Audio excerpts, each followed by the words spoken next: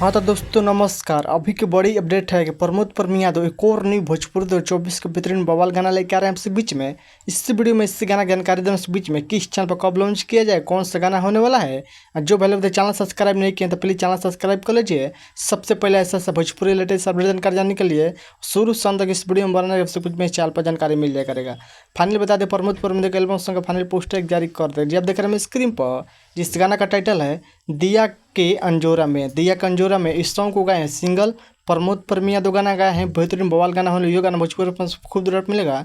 दिया के अंजोरा में इस गीत का बात करें बोले गीत को लिखे हैं नितेश ठाकुर और इस गाना म्यूजिक संगीत का बात करें बोले तो म्यूजिक दिए हैं शंकर सिंह ने म्यूजिक संगीत से हैं। बहुत बेहतरीन बवाल गाना होने वाला है। दिया के अंजोरा में इस गाना फुल वीडियो संग रेट कुछ में आ गया है, यानी कि कल सुबह 13 तारीख सुबह 6:30 पर सिस्टी म्यूजिक यूट्यूब चैनल पर देखने सुनने को मिलेगा। एक बार गाना सुनने को बेहतरीन बवाल गाना होने वाला है। यह गाना भोजपुरी फंस खुद रोट मिलेगा। इस वीडियो में देखने को मिलेगा दिया कंजोरा में कि प्रमोद परम यादव और सृष्टि भारती ऐसे वीडियो में देखने को मिलेगा सृष्टि मिश्रा। एक बार गाना सुनेगा कल सुबह आप लोग तैयार रहेगा। आप लोग बताइए कि प्रमोद परम के वाला गाना सुनने कितना एक्साइटेड है।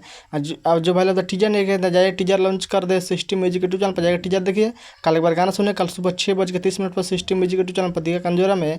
आप लोग बताइए कि प्रमोद परम के वीडियो अपडेट नहीं कर चला अपडेट पसंद प्लीज़ वीडियो को लाइक कीजिए, चैनल सब्सक्राइब कीजिए, दोस्तों भी शेयर कीजिए। कल एक बार गाना सुने बस वीडियो मत नहीं मिलता। जय हिंद जय भोजपुर सुना धन्यवाद। दबा वीडियो शेयर कीजिए। कल एक बार गाना सुने सुबह 6:30 धन्यवाद।